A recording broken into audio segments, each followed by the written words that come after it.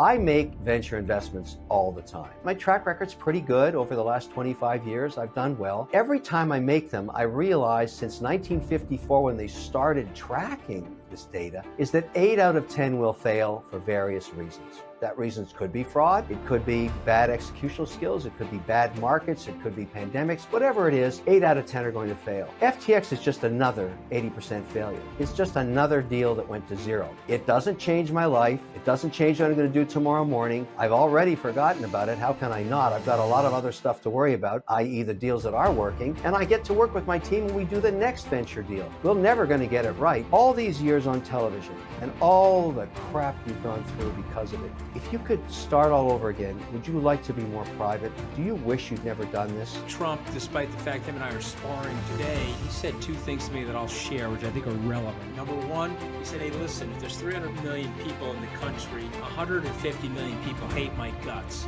But what about the other 150 million people that love me? Just imagine the things you can do. You got 150 million people that love you. Let's go with that side. The second thing he said to me, 𝗫𝗺𝗺 was like dropping like Oppo research on me in the first couple of weeks of the transition. And Trump called me, said, wow, that was a really nasty article about you. He said, well, let me tell you something. He said, in about 2 weeks, he'll be writing a nasty article about somebody else, and no one will even remember the nasty article that was written about you. And I thought about that. He's by and large right, Kev. Shark Tank's Mr. Wonderful. But more importantly, at least for this podcast, he's the author of 3 best-selling books, Cold Hard Truth, Men, Women, and Money, and Family, Kids, and Money. 2 of those books sound like horror stories to me, Kev. I read them, however. It was like getting a PhD in psychology. But let's start with the Cold Hard Truth. So what's going on to give people today? Give us some cold, hard truth. This is what your signature is. We've been friends for a while. Most recently, we've both been blasted in the media over our cryptocurrency investment. What's the cold, hard truth right now, Kev? Well, in the context of the cold hard truth with family, men, women, and money, let's go back there because it's timeless. The messaging there is timeless. And what I tried to, talk about is that family member that nobody wants to acknowledge. It's called money.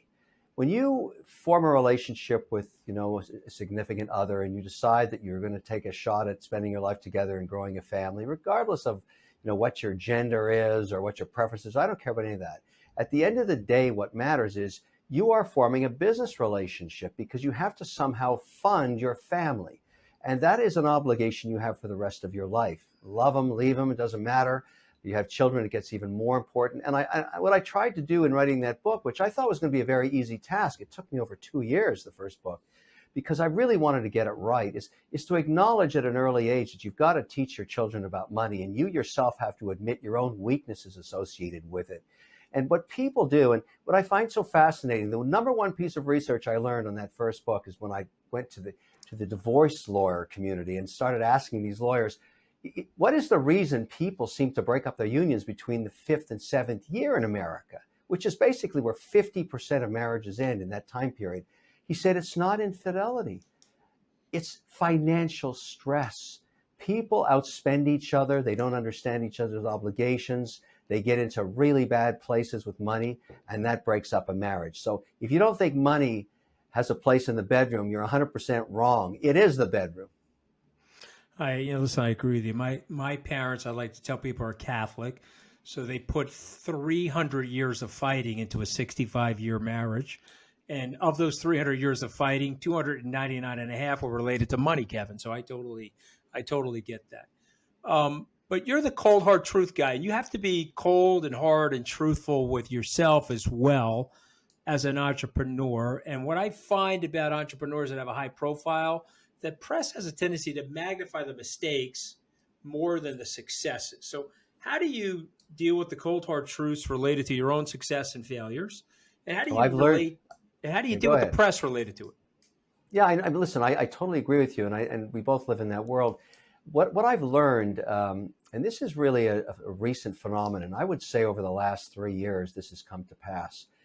there's a great benefit to having celebrity and having social media, and it's a two-edged knife in some sense, because if I want to support a business or an agenda or something it's important to me, my watch collecting, my guitars, whatever, I love to be able to communicate with the rest of that community on social media. And I'm very fortunate to have millions of followers, and I really enjoy that ability, just to get up on a Saturday morning, play a riff on my guitar and ask 7 million people what they think of it.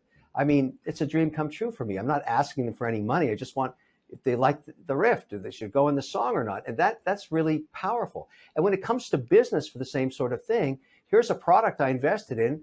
I bought it. I think it really works. It does one thing really, really well, like my Bratello pizza oven. It makes pizzas.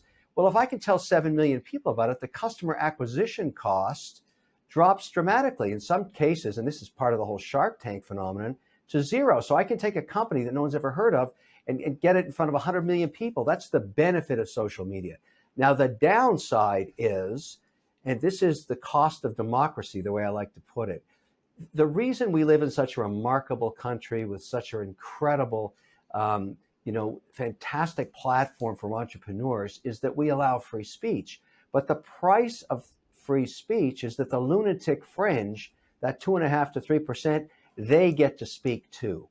And they are very, very powerful when they have social media on their side. And so if you actually look at all the haters and the naysayers and all the negative stuff that happens on social media, it's about 3%. And the way I look at it is, they also deserve a voice. You may not agree with it. It may be the lunatic fringe, but it's free speech, and that's the price, and it's never going away. And I don't want to give anybody the power to silence it. I don't want somebody telling me what I can listen to and when I should listen to it.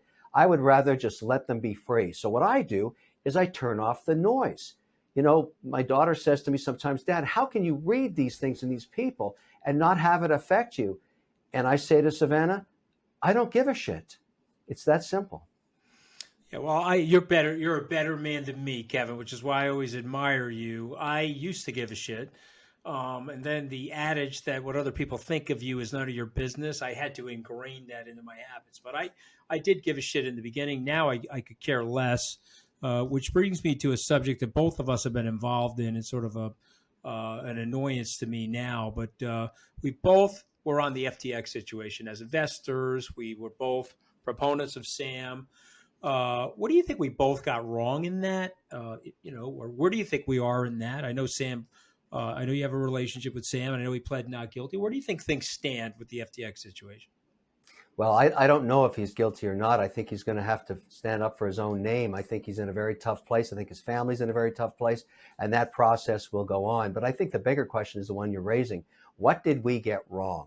And I think, and when I say we are in a group of some pretty lofty investors all around the world that got involved in this situation.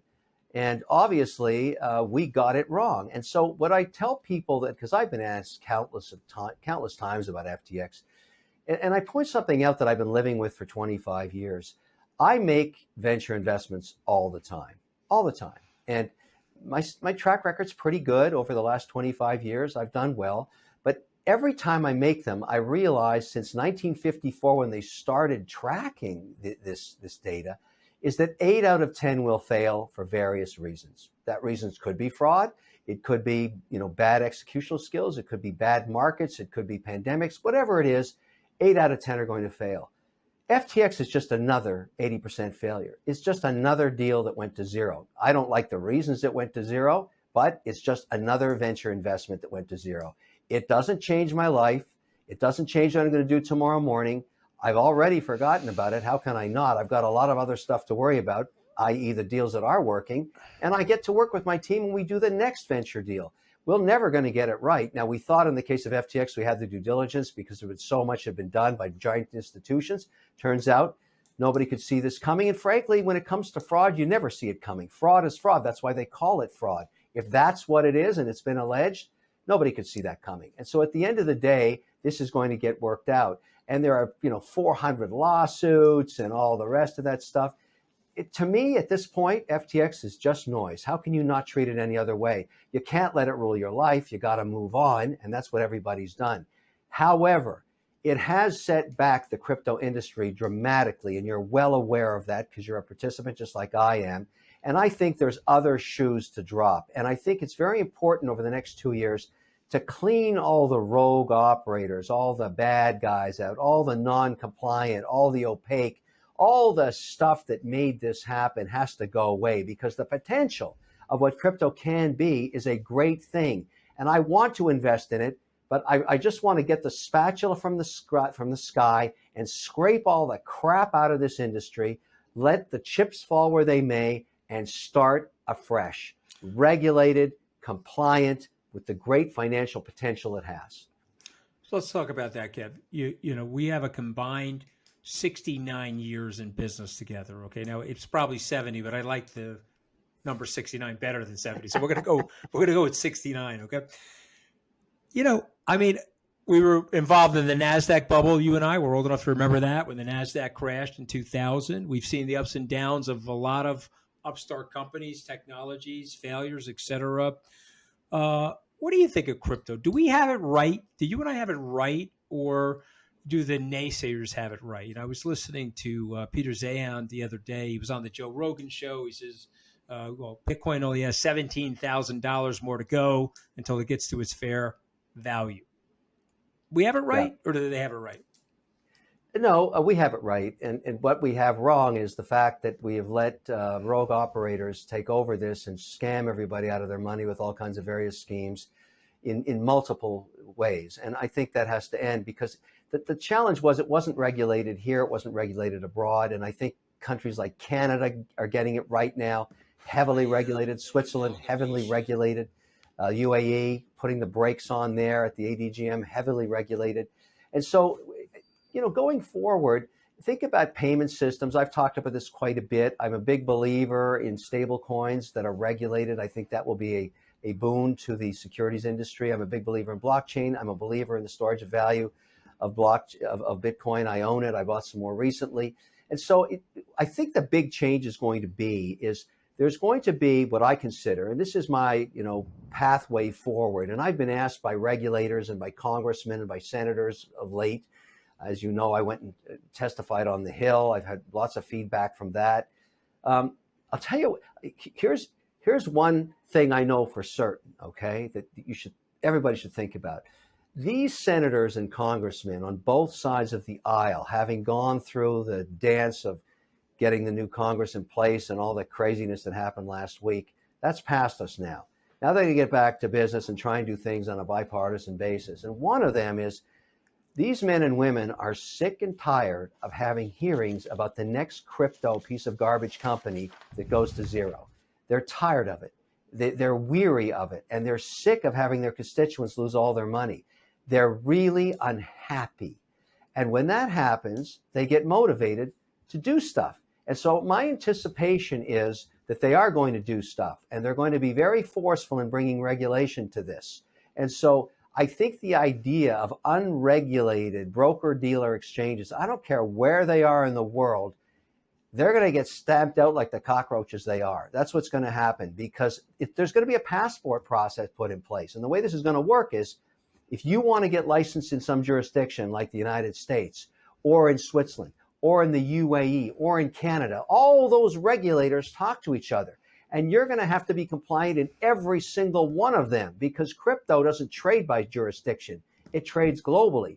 But if you want to have the banking system in that geography where you're applying for a license to be able to upload and download the fiat currency, in other words, how do you get money into your account in UAE or up in Canada or here in the US, you're going to have to tap into the banking system. That's already regulated. And the regulator isn't going to give you that ability unless you're a regulated broker-dealer crypto exchange. And that's how they're going to stamp it out. If you fall out of good standing in a jurisdiction like Canada, they're going to shut you down in the US. They're going to shut you down in UAE. They're going to shut you down in Ireland and Switzerland, because all those regulators are going to form a passport system. That's what I think is coming next. That's how they're going to do it. And so if you're an unregulated exchange now, any unregulated exchange, you better chop and figure out how to get licensed.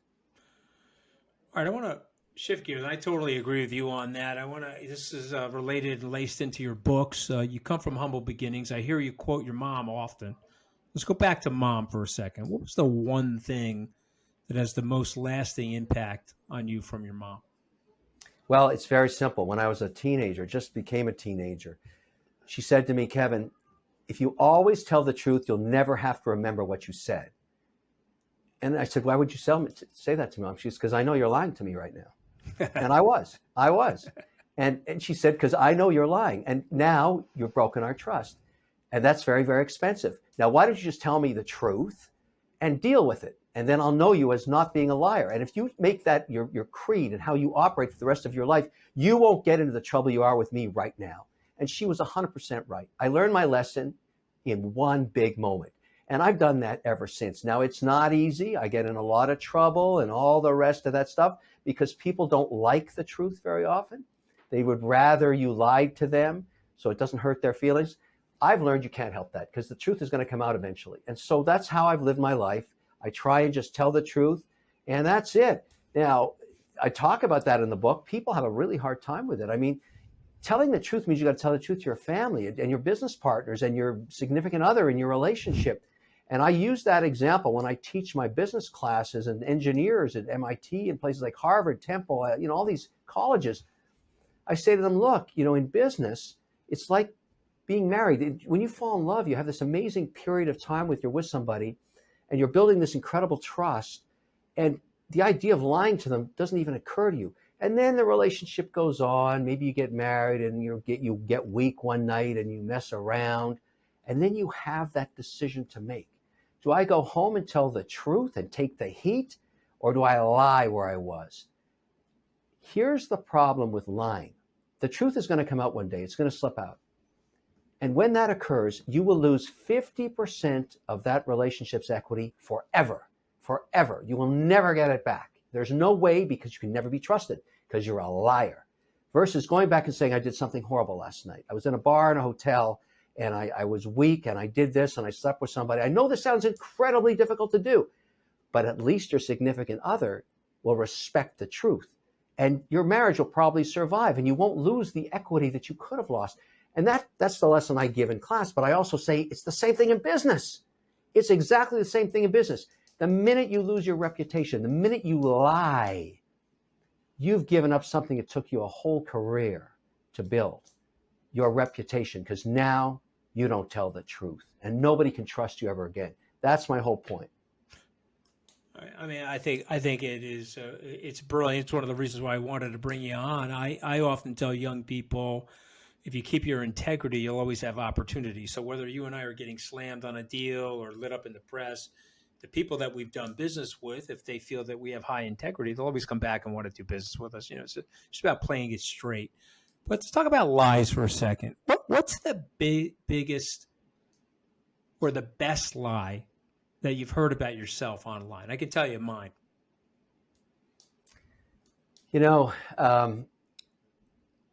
Probably a lot has to do with, that I'm not being honest about my terms on deals, that I'm just being greedy. Right. I'm not greedy. I know what I'm worth. And when I ask for something, it's because I think it's well-founded and I'm happy to negotiate. But the amount of, heat I take for asking for things like royalty or cashback structures, the way I like to structure my venture deals, a lot of people say a lot of bad things. But what I say about that, and which has really helped me in the last 14 years, and I certainly put it in the context of Shark Tank as being known as the royalty guy, is why don't you talk to my CEOs before you close this deal? Why trust any of my staff? Why not trust and verify? Why don't you call up the CEO of a company that's been paying me royalties for 7 years and ask them if it's worth it or not? Right. I'm not asking you to do something you don't want to do, or a structure like venture debt or whatever it is. Why don't you go ask? And why don't they talk to you about me and do your own due diligence? Nobody can believe I do that. I do it all the time.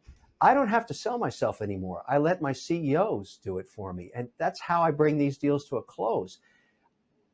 Look, I do business the way I do business. If you don't like it, don't do the deal. But right. I get what I want more than half the time because I bring great value. Yeah, of course, you're obviously adding value. People, and plus you're fun to be with. People want to hang out with you. They want to have that association. The biggest lie about me was on QAnon. They said when I got fired, it was some kind of like 3D chess conspiracy. Kevin, I swear to God, it was just me being an asshole at the White House got myself fired. Okay, there was nothing more dramatic than that. But anyway, I just thought that was funny. Well, let's stay on that for a second, because Yeah. The reason I admire you, because I didn't know you then, was I watched the absolute blowtorch you went through in the 2 weeks after that experience. I had never seen anything like it. You got fried like a chicken. It was unbelievable. And then, I mean, look, I want to call it out because you don't take enough credit for it. I mean, I had never seen, it was like an ant under a microscope on a planet where the sun shines 24 hours a day. You know, at least you get a break on Earth, but not where you were getting fried. And it was just unreal. And then to top it off, and this is where I said he's lost his mind, but I admired you. When you got into that tiff with Trump about, you know, things he said about your family. Yeah, he went after my wife. I mean, yeah, went after your wife. I wanted you to say it, not me. But I remember that, and I said, wow, this guy has, I mean, he's just, this dude's an Italian crazy guy. And I really admired that, and I knew that, you know, I could relate to it. But that was really a two humps on the camel kind of pressure cooker for you. Yeah. Well, I appreciate you saying, listen, I just but being look, true to myself. Look how you came out of it. Your brand survived because you told the truth. And everybody that talked about you, because you were like, I had 50 calls a day about you saying, can you believe this guy?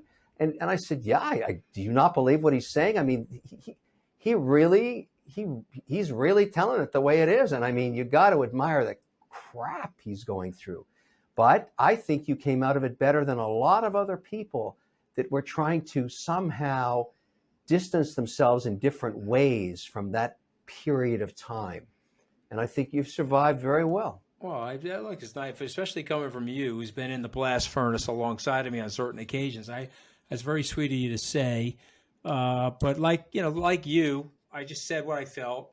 I think I was exonerated certainly about Steve Bannon. I mean, the guy definitely went off the reservation. We don't have to talk about him here because I want to stay on your books and your achievements. What is the thing that you're most proud of? And your kids are amazing. I've had the opportunity to meet them. But I'm talking about professional. Like you say, okay, wow, I was so happy that I was able to do that. For me, I'll just tell you, I thought I was going out of business in 2008. I thought SkyBridge was going out of business. Certainly felt that way. And we made a couple of moves, and some of it was lucky, and some of it was smart, and it was good timing, but we were able to save the business, and the business went on to thrive. So it was an adapt and pivot in 2008 for me. What was it for you? What do you look back and say, okay, wow, that was a good situation? You know, I go back to the decades that I've been a venture capitalist and supporting entrepreneurial drive, and identifying people that have that they're willing to take those risks and take that journey, and I invest in them. It doesn't always work out, but what I really enjoy is you know, giving, because I've been there before, and I think the one way to give back is to go back to those people and say, look, I've done what you've done, and I know where the potholes are, and I would love to invest in you and give you some mentoring and see if we can't be successful. I love engaging with them, and I've got this great team I work with, and I hire very, very slowly, and I fire very quickly because I like to keep my team very intact, but I just get energy out of it. I mean, it's not work for me. I enjoy everything I do every day, but what I find so intriguing is what I've really learned is people think in business, and this is the one lesson I've learned, that you have to like everybody you do business with. That's not true. You have to keep your friends and family different than your business relationships, because some of my most successful deals are deals where I invested in real assholes that nobody likes. I like them because they're good at executional skills. Maybe you don't like their personality, but they have great executional skills. And, you know, nobody likes these people. And so we hate the guy. We had a meeting with him. He's terrible. I said, wait a second, that sounds like my kind of guy. Let's go meet him. Let's go sit down and find out what he's achieved and why he's there's. I would bet you a third of the companies I'm an investor in, my team hates the CEO for whatever reason. But I love them because they have executional skills and milestones. That's one thing that I've really enjoyed. And the other thing for me is it blown me away over, now it's 15 years and I have 7 years worth of data, that almost 80% of my returns have come from companies run by women. And I'm not into this gender warfare crap. I don't care about that. I'm just talking about the outcomes. So I'm very biased in investing in these really strong matriarchal kind of women that just have, real, they're just different. They're just different. And they have made me so much money. And so it's the outcome I care about. And so I'm very, very biased. You look at my deal flow now, you find these extraordinary women with very aggressive personalities. And, I love that stuff. And that just I'm very proud of that. I'm very proud of that stat. And so when I hear initiatives from, entrepreneurial groups or venture funds that are saying, want to tap in your deal flow with women, I'm all for it. And, but it's not about this, gender neutrality thing. It's about executional skills. And when people say to me, well, they can't say that, I say, yes, I say that. Yes, I invest to make money. That's why I invest. I'm not trying to save the planet. I'm trying to save the money. People give me money to invest. I want to make sure it gets returned. I'm happy to save the planet, and I'm a kumbaya guy, but I need executional skills, and I get that from women. All right, it's my last question, but I want you to think about it. Okay, so you gotta. It's a Kevin O'Leary, Anthony Scaramucci sort of question. Okay. You have probably the most infectious laugh of anybody I've ever met. Like when you're laughing, you are really laughing. We were at an event together when Jimmy Kimmel was lighting up the house, and I saw you with your head back, really laughing. You have this amazing sense of humor. Okay. How and why? How did you develop that? When do you deploy it? And you even have it about yourself. I mean, it is, the rumor is that you came up with the name Mr. Wonderful. 𝗕cie told me that. And then when he said, nobody calls you Mr. Wonderful. And you said, you just did. It's probably true. We're trying to find the origins of that, but I like to say that facetiously because Barbara is always on Shark Tank. I've been working with those people now for 14 years, and Barbara's always busting me about my royalty deals and all this crap, and I just love to take it all in. And she's a great cook, by the way, and we're very good friends. When I'm in New York, we often get together. She does a great job cooking. But, it's sort of like, I think if you can't laugh at yourself and you can't find some humor, because life is so full of drama and bad moments, it's sort of like, here's a typical day, and today included, okay? I've got a lot of deals, over 50 of them. And each day is a passion play. It starts with, like today, 3 calls about the year is really starting today. Today is the first all-in day where the lawyers are back and the bankers are back and everything's back. Right. Yeah. First 3 calls of the day, it's some tragedy occurring in one of my companies. They think they're going to go bankrupt. It's tied to the crypto space. They're down 80%. And it's just chaos. And, it's all bad news and everybody's miserable. And then 20 minutes after that, I get a call in another company that just scored a massive deal in distribution. I mean, it's going to triple their business. And so it goes from like chaos to euphoria. It's like, it's all in the same hour. And I say to myself, well, okay, well, how about that? Do they cancel each other out? Or how do I look at that? Should I be miserable from what I'm about to lose over there? Or happy about what I'm going to make over here? Or maybe it's just one big passion play and you got to take it all in and just realize there's a path to being happy somehow. I love this idea of being happy. And happiness, I don't know, people are talking about this, is about relationships with people. No and question. if you have great relationships, there's no reason you can't be happy. There's lots of reasons to be miserable. I get that. But I don't want to be miserable. I'd rather be happy. And I don't need any more money, so that's not going to be the measure of my happiness. I need more time, and I want to have fun, and I want to do stuff that I like. and I get to do that now. And if I don't know. And so if laughing, I love it. If we can have some fun, that's a great thing. There's no question about that. There's something that both of us consider. Somebody asked me the other day, and I want you to think about this too and give me the answer to this. All these years on television and all the crap you've gone through because of it, if you could start all over again, would you like to be more private? Do you wish you'd never done this? I know my answer, but I want to hear yours first. No. This has been the greatest silver lining of my life. First of all, if I didn't have a high profile, I wouldn't know you, Kevin. Honestly, I don't think we would have connected because we connected in those circles. I've gotten to do reality television. I was on Special Forces this past week. It had 18 million viewers. I have been all over the world speaking.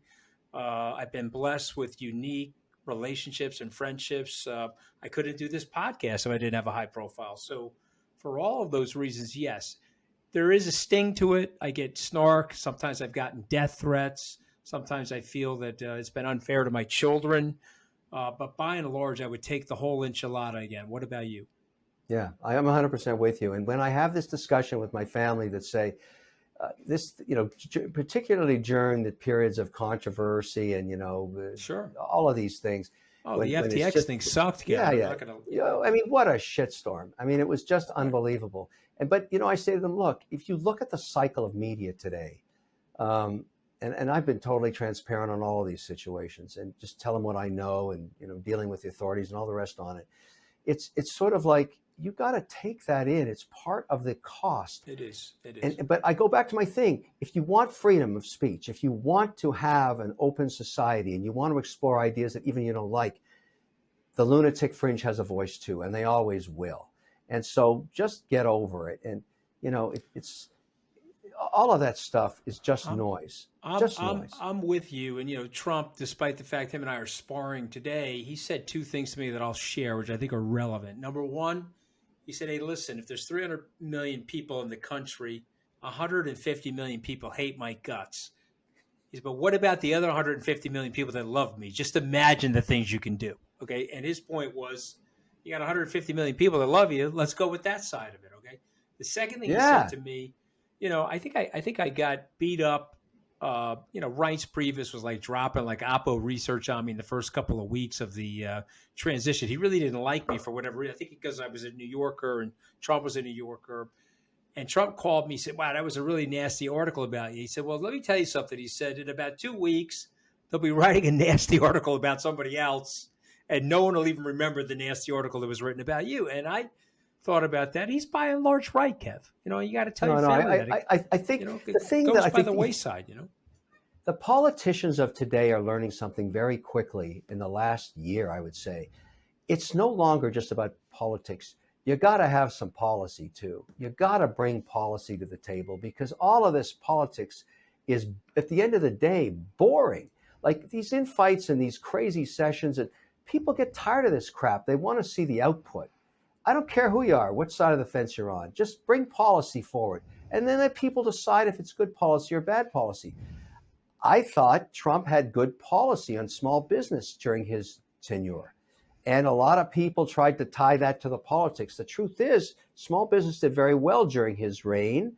And now as we overregulate it again, it's not going to do so well. That's my take on it. And I don't know who the next policymaker on small business is going to be.